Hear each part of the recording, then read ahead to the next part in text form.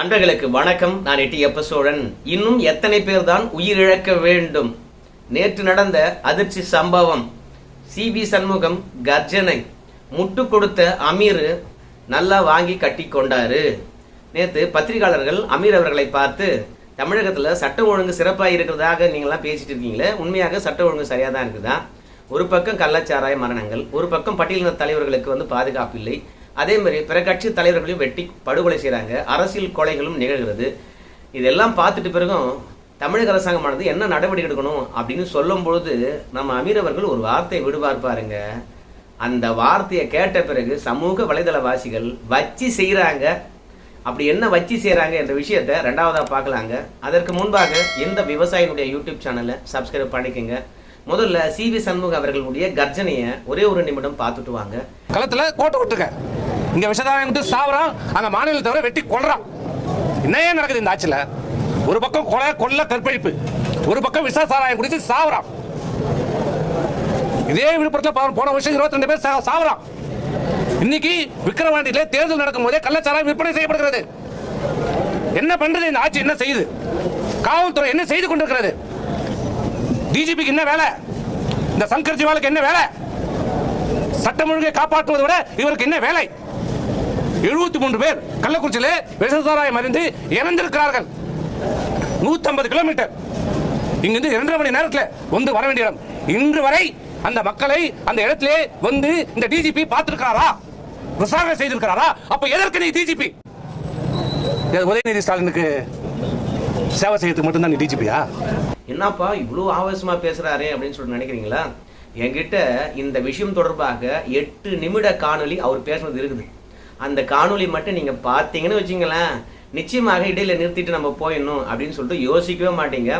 Point by பாயிண்டா பார்த்தீங்கன்னா பேசுறாரு. அதுல 3 விஷயங்களை ரொம்ப ஆவேசமா பேசுறாரு. அந்த 3 விஷயங்களை நான் உங்களுக்கு கொண்டு வந்து சேர்க்கிறேங்க. முதலாவதாக என்ன நடந்தது என்பது பற்றி நம்ம சுருக்கமா பார்த்து விடலாம்.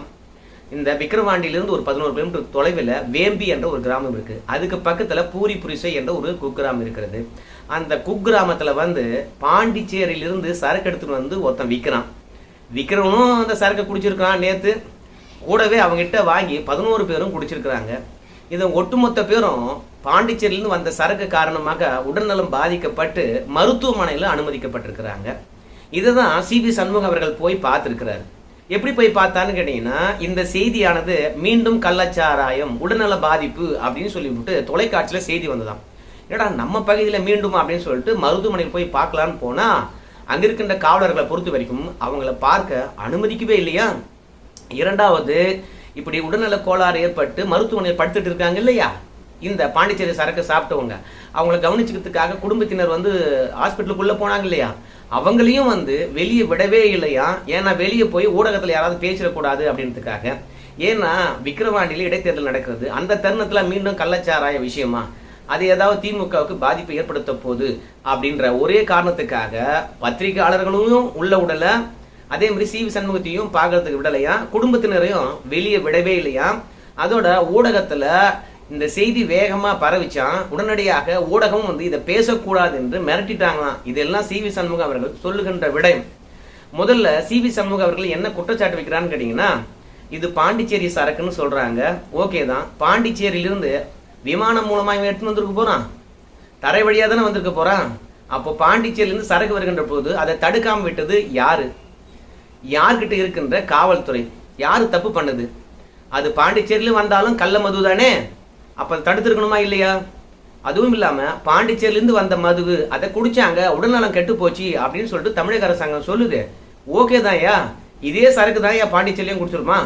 அப்போ பாண்டிச்சேரியில குடிச்சவனுக்கு உடல்நல கோளாறு இல்லை, ஆனா தமிழ்நாட்டில் குடிச்சவனுக்கு மட்டும் உடல்நல கோளாறுனா ஏதாவது ஸ்பெஷலா தமிழ்நாட்டில் குடிக்கிறவங்களுக்கு தான் கலந்து கொடுத்துருப்பாங்களோ பாண்டிச்சேரியில? சொல்லுங்கய்யா. அதனால இது பாண்டிச்சேரி சரக்கு தானா? பாண்டிச்சேரியிலும் உடல்நல கோளாறு ஏற்பட்டிருந்தா இது பாண்டிச்சேரி சரக்கு என்று சொல்லலாம். இல்லைன்னா தமிழ்நாட்டில் மீண்டும் கள்ளச்சாராயம் புழக்கம் இருக்குது அப்படின்னு நம்ப வேண்டியதா இருக்குது ஐயா. அதுவும் இல்லாம 2வது பாயிண்டா சொல்றாரு, தமிழகத்துல சட்டம் ஒழுங்கு கெட்டு போயிருக்குது. அதை தமிழ்நாடு டிஜிபி அவர்கள் கண்ட்ரோல் பண்ணவே மாட்டார். அவருக்கு கண்ட்ரோல் பண்ற அக்கறை இருந்துச்சுன்னு வச்சுங்களேன், கள்ளக்குறிச்சியில 73 பேர் உயிரிழந்தார்கள். இது சி.வி. சண்முகம் அவர்கள் சொல்லுகின்ற கணக்கு. ஆனா ஊடகத்துல வந்திருக்கின்ற கணக்கை பொறுத்த வரைக்கும் 66 பேர் உயிரிழந்ததாக சொல்றாங்க. அந்த 73 பேர் ஒரு இடத்துல விஷ சாராயம் குடிச்சு உயிரிழந்திருக்கின்றார்கள். இப்படி சட்டம் ஒழுங்கு கெடுகின்ற நிலைக்கு போயிருக்கின்ற அந்த ஸ்பாட்டுக்கு நம்முடைய தமிழக டிஜிபி சங்கர் ஜிவால் அவர்கள் ஏன் வரல? எதற்காக வரல? வந்திருந்தாருன்னா இந்த கள்ளச்சாராய மரணங்கள் எப்படி நிகழ்ந்தது, எத்தனை நாள் இங்க வித்துக்கிட்டு இருக்கிறாங்க, யாரெல்லாம் உடந்தையா இருக்கிறாங்க, அந்த லொகேஷன் எப்படி இருக்குது, எல்லாவற்றையும் பார்த்தாருன்னா மீண்டும் கள்ளச்சாராயம் ஒழிப்புக்கு ஆக்கப்பூர்வமான நடவடிக்கை எடுத்துக்கலாமா இல்லையா? அப்ப சங்கர் ஜிவால் அவர்களை பொறுத்த வரைக்கும் அந்த ஸ்பாட்டுக்கு ஏன் வரல? ஆக்சுவலா இவ்வளவு பெரிய மரணங்கள் நிகழ்ந்தா அந்த இடத்துல முதலமைச்சர் வந்திருக்க வேண்டும். ஆனா முதலமைச்சர் வரல. ஆனால் இந்த கள்ளச்சாராயத்தை தடுக்க வேண்டிய காவல்துறையுடைய தலைவர் ஏன் வரல? அப்போ வேற யாராவது ஒருத்தர் பெரும்புள்ளி இதுல சம்பந்தப்பட்டிருப்பதனால அங்க வந்தா அது அந்த பெரும்புள்ளிக்கு பெரிய சிக்கலா வரும் என்பதற்காக தான் சங்கர் ஜிவால் அவர்கள் அங்க வரல அப்படின்னு சொல்லிட்டு, இவருக்கெல்லாம் தமிழ்நாட்டினுடைய சட்ட ஒழுங்கை காப்பாற்றுவதற்கு என்ன அக்கறை இருக்க போகுது? இவங்க என்ன வேலை பார்த்துட்டு போறாங்க? பாதிக்கப்பட்ட இடத்துக்கு ஏன் வரல? என்ன மர்மோ அப்படின்னு ரெண்டாவது விஷயத்த கேட்கிறாரு. மூன்றாவது விஷயம் என்னன்னு கேட்டீங்கன்னா, அன்றைக்கு இருந்த சிபிசிஐடியினுடைய assistant director general of police அவர் நம்ம டிஜிபி சங்கர் ஜிவால் அவர்களுக்கு ஒரு கடிதம் எழுதுகின்றாராம். என்ன கடிதம்னு கேட்டீங்கன்னா, உங்க எல்லாருக்குமே தெரியும் மரக்காணம் மற்றும் செய்யூர் அங்கேயும் கிட்டத்தட்ட 2023 விஷசாராயம் குடிச்சு 22 பேருக்கு மேலாக உயிரிழந்து விட்டார்கள். அந்த தருணத்துல இந்த ஏடிஜிபி அவர்கள் ஆய்வு செய்துவிட்டு நம்முடைய டிஜிபி அவர்களுக்கு கடிதம் எழுதுகின்றாராம். அப்படி கடிதம் எழுதுகின்ற போது என்ன குறிப்பிடுறாருன்னு கேட்டீங்கன்னா, இந்த மரணம் என்பது பாத்தீங்கன்னா மெத்தனால் மூலமாகத்தான் ஏற்பட்டிருக்குது. ஆனால் முறையாக இங்க மெத்தனால் விற்கிறவங்க அரசாங்க இடத்துல சரியான ஆவணங்களை சமர்ப்பித்து அனுமதி பெறவே இல்லை. அதனால இந்த மெத்தனால் விற்பனையா இருந்தாலும் சரி, தயாரிப்பா இருந்தாலும் சரி, முதல்ல கண்காணிக்கணும், இரண்டாவது முறைப்படுத்த வேண்டும். அதோட போச்சுன்னா யார் விற்கிறாங்க என்று சொல்லிவிட்டு அவனுக்கான அனுமதியை முறையா பெற சொல்லி மீண்டும் பாத்தீங்கன்னா ஏலம் விடணும். அதனால இந்த மெத்தனால் கண்காணிப்பை தீவிரப்படுத்தலைன்னா மீண்டும் இதே போன்ற ஒரு மரணங்கள் நிகழும். அதனால மெத்தனால்ல தான் இது நடந்திருக்குது அப்படின்னு சொல்லிவிட்டு அன்னைக்கு சிபிசிஐடியினுடைய ஏடிஜிபி அவர்கள் நம்முடைய டிஜிபி அவர்களுக்கு கடிதம் எழுதினாராம். இந்த கடிதம் டிஜிபி அவர்கள் உள்துறை செயலாளருக்கு அனுப்பி வச்சாராம். உள்துறை செயலாளர் யார்கிட்ட போய் ஆலோசனை நடத்திருப்பாரு? முதலமைச்சர் கிட்ட தானே ஆலோசனை நடத்திருப்பாரு. இப்படி ஏற்கனவே மரக்காணத்தில் நடந்த மரணம் தொடர்பாக கடிதம் எழுதியிருக்கின்ற போது நீங்க ஒழுங்கா நடவடிக்கை எடுத்திருந்தீங்கன்னா கள்ளக்குறிச்சியில இது போன்ற ஒரு சம்பவம் நடந்திருக்குமா? அப்போ நீங்க அந்த கடிதத்துக்கு சரியா ரெஸ்பான்சிபிள் பண்ணாத காரணத்தினாலதான் இந்த உயிரிழப்புகள் நடந்திருக்கிறது. அப்படின்னா இந்த மரணத்துக்கு யார் பொறுப்பு அப்படின்னு சொல்லிட்டு கடிதத்தை பார்த்த நம்ம டிஜிபியா இல்ல உள்துறை செயலாளரா இல்ல முதலமைச்சரா யார் பொறுப்பு இருக்க வேண்டும் சொல்லுங்க. நேத்து கூட கள்ளச்சாராயம் குடிச்சிட்டு பாதிப்பு ஏற்பட்டிருக்குன்னா இன்னும் தமிழகத்துல இன்னும் எத்தனை பேர் உயிரிழக்க வேண்டும்?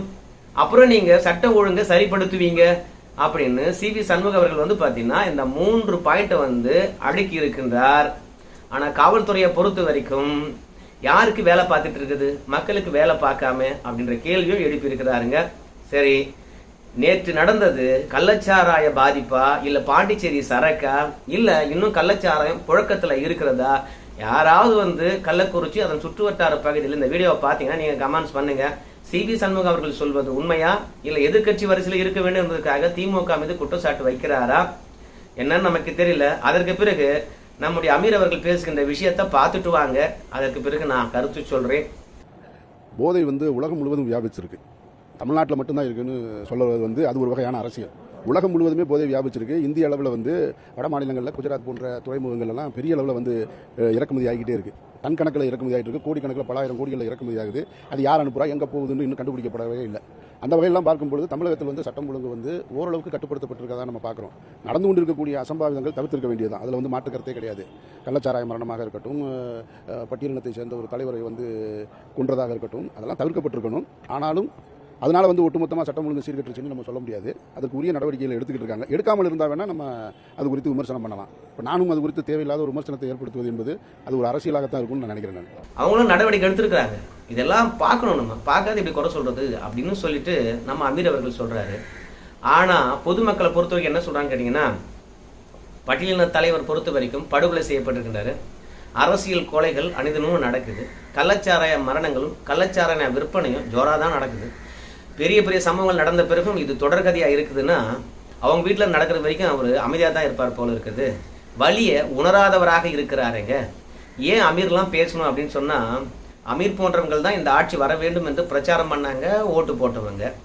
அதுவும் இல்லாமல் அமீர் போன்றவங்க பேசினாதான் இங்கே இருக்கின்ற ஆட்சியாளர்கள் வந்து கேட்பாங்க. அதனால அமீர் போன்றவங்களை பொறுத்த வரைக்கும் இந்த அரசாங்கத்துக்கு ஒரு ஆலோசனை வழங்கணும். ஆனால் என் வீட்டில் நடக்கல இல்லையா, அது வரைக்கும் இந்த அரசாங்கத்துக்கு நான் முட்டு கொடுப்பேன் அப்படின்னு சொல்லிட்டு இருந்தால் இங்கே பாதிப்பு அடைவது மக்கள் தானே அப்படின்ற கேள்வி எழுகிறது. அதுலேயும் எடப்பாடியார் ஆட்சி காலத்தில் தொட்டதுக்கெல்லாம் பதவி விலக வேண்டும் என்று நம்ம முதலமைச்சர் ஸ்டாலின் ஐயா சொல்லுகின்ற போது அவருக்கு முட்டு கொடுத்தவங்க நீங்கள் தானே. அன்னைக்கு இந்த மாதிரியான அசம்பாவிதங்கள் கூட நடக்கலை.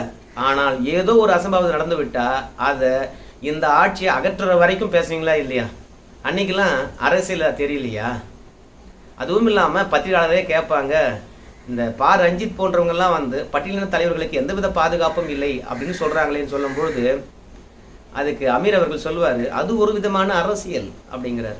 பா ரஞ்சித் அவர்கள் பண்ணுறது அரசியல் தான். ஏன்னா ஆம்ஸ்டாங் இல்லை, அந்த மக்கள் இப்போ யாரை தலைவராக ஏற்றுக்கொள்வது என்று தள்ளாட்டம் இருக்கும். அதனால் நம்ம ரஞ்சித் அவர்களை தலைவராக ஏற்றுக்கொள்ள வேண்டும் என்பதற்காக தொடர்ச்சியாக பேசுகிறாரு. அதனால தான் பட்டியலின தலைவர்களுக்கு மட்டுமே பாதுகாப்பு இல்லை, பிற தலைவர்களுக்கெல்லாம் பாதுகாப்பு இருக்குதுன்னு சொல்ல வர்றார். ஆனால் தமிழகத்தை பொறுத்த வரைக்கும் பல அரசியல் அமைச்சர்கள் சொல்கிறாங்க யாருக்குமே பாதுகாப்பு கிடையாது. நம்ம அண்ணா தொல் திருமாவளவன் சொன்ன மாதிரி பட்டியலினத்தை சார்ந்த கீழிருக்கக்கூடிய அடிமட்ட தொண்டர்லேருந்து ஆக சிறந்த தலைவர்கள் வரைக்கும் எந்த ஆட்சியில் பாதுகாப்பு கிடையாது.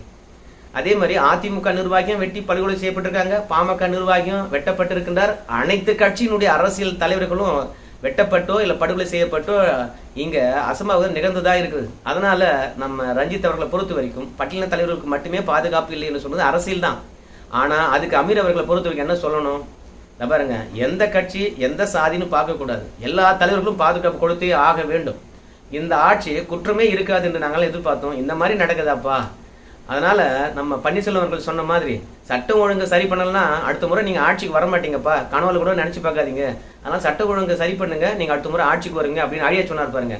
அந்த மாதிரியாவது அமீர் அவர்களை பொறுத்த வரைக்கும் சட்ட ஒழுங்கு சரி பண்ணணும் அப்படின்னு சொல்லாம, ஏங்க தமிழகத்தில் அரசியல் கொலைகளை பொறுத்த வரைக்கும் இப்போதானே நடக்குது. ராஜீவ்காந்தி போன்ற பெரிய தலைவர்களை இங்கே படுகொலை செய்யப்பட்டிருக்காங்க. என்ன சொல்றீங்க? பழனி பாபாவில் இருந்து பல அரசியல் தலைவர்கள் இங்கே படுகொலை செய்யப்பட்டிருக்காங்க. தமிழகத்தில் வாடிக்கை தான் இது.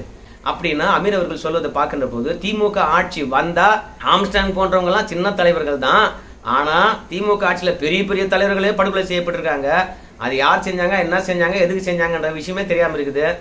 அரசியல் கொலைகள் வந்து குறையணும், தடுக்கணும். ஆனால் 100% தடுக்க முடியாது. அதற்காக நான் வந்து இது சட்ட ஒழுங்கு சரியில்லை அப்படின்னு சொல்ல மாட்டேன். அது சொன்னால் அது ஒரு அரசியலாக இருக்கும். சரி சரி கடந்து போங்க அப்படின்னு சொல்லிவிட்டு திமுக அரசாங்கத்துக்கு முட்டு கொடுத்துருக்கிறாருங்க. பல தருணங்களில் தன்னையும் அறியாமல் அமீர் அவர்கள் உண்மையை சொல்லி போடுறாரு. ஏன்னா திமுக அரசாங்கம் வந்தால் இந்த மாதிரி கொலைகள்லாம் நடப்பது வாடிக்கை தான், அதை வச்சு நான் அரசியல் பண்ண மாட்டேன் அப்படின்னு சொல்லும் பொழுதே தெரிகிறது திமுக அரசாங்கமானது இன்னும் கடுமையாக இந்த சட்ட ஒழுங்கை பராமரிப்பதற்கு வந்து பார்த்தீங்கன்னா நடவடிக்கை எடுக்கணும். அதுவும் இல்லாமல் செய்தியாளர்களே கேட்பாங்க அமீர்கிட்ட, ஐயா ஏதாவது அசம்பாவிதம் நடந்து போய்விட்டதுன்னா காவல்துறையில் இருக்கக்கூடிய அதிகாரிகளை மாற்றி போடுறாங்க. ஆனால் இந்த கள்ளச்சாராய விஷயத்தில் திமுகவினருக்கு தொடர்பு இருக்கிறது, அவங்கள எல்லாவா வந்து திமுக தலைவராக இருந்து ஸ்டாலின் அவர்கள் நடவடிக்கை எடுத்துருக்கணும் அப்படின்னு சொல்லும்போது அவரெல்லாம் எடுக்க மாட்டாருங்க. காவல்துறையை வந்து தான் முதலமைச்சர் நடவடிக்கை எடுக்க முடியும், அதிகாரிகளை தான் மாற்ற முடியும். நம்ம அதிகாரிகளை இத்தனை பெரிய சம்பவம் நடந்த பிறகு கூட மாற்றணும்னு வச்சுங்களேன். பார்த்தீங்களா, ஸ்டாலின் அவர்கள் காதலியே போட்டுக்கல அப்படின்னு சொல்லுவீங்க. அதனால் மாற்றிருக்காங்க, புதிய அதிகாரிகள் வந்திருக்காங்க, நடவடிக்கை எடுப்பாங்க. அப்புறம் அந்த கட்சிக்காரங்க மீது நடவடிக்கை அப்படின்னு சொல்லும்போது நாளைக்கு நீ ஓட்டு போடும்போது ஓட்டு போடாத விட்டுப்போ, உங்களால் தான் வந்து பார்த்தீங்கன்னா இந்த கட்சிக்காரங்களை வந்து அரசியலேருந்து ஒதுக்க முடியும், அதனால் ஓட்டு போடாத விட்டுப்போ அப்படின்னு வந்து அமீர் சொல்கிறார். அதாவது இன்னைக்கு யாரெல்லாம் கள்ளச்சாராயம் விற்கிறான் அப்படின்னு சொல்கிறாங்களோ, இல்லை திமுக வந்து சம்மந்தப்பட்டிருக்காங்கன்னு சொல்கிறாங்களோ, அவங்கெல்லாம் வந்து வாக்கு அரசியலுக்கு வந்திருக்காங்களா என்பது டவுட்டு தான். ஒருத்தர் 2 பேர் தான் வந்திருப்பான். ஆனால் இது செய்தியாளர்களை கேட்குறாங்க, தமிழகம் முழுவதும் திமுகவில் இருக்கக்கூடிய பெரும்புள்ளிகள் தான் இந்த மாதிரி அசம்பாவிதத்தில் நடக்கிறாங்கன்னு சொல்கிறாங்களே அப்படின்னும் போது அத்தனை பேருமா வந்து வாக்கு அரசியலுக்கு வந்துக்கிறாங்க இல்லை இல்லையா? அதனால் நம்ம ஓட்டு போட்டு இன்னைக்கு குற்றச்செயலில் ஈடுபட்டு இருக்கக்கூடிய திமுக காரங்களை வந்து பார்த்தீங்கன்னா துரத்த முடியாது, அவங்களுக்கு ஓட்டு போடாமல் இருக்க முடியாது. ஏன்னா நம்ம தான் காசு வாங்கின்னு ஓட்டு போட ஆரம்பிச்சிட்டுமே. ஆனால் அமீரை பொறுத்த வரைக்கும் அவருக்கு இருக்கக்கூடிய சமூக அக்கறையை தட்டி கழிக்கிறாரு, பொறுப்பை தட்டி கழிக்கிறாரு.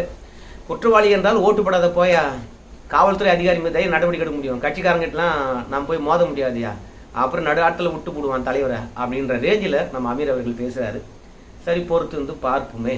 மக்கள் வந்து பார்த்தீங்கன்னா இந்த மாதிரி தவறான சம்பவங்களில் ஈடுபடுறவங்களுக்கு ஓட்டு போடாமல் புறக்கணிக்கிறாங்களா இல்லையன்னு சொல்லிவிட்டு, சரிங்க, இந்த வீடியோ பற்றின கருத்தில் நீங்கள் சொல்லுங்கள். நன்றி நண்பர்களே.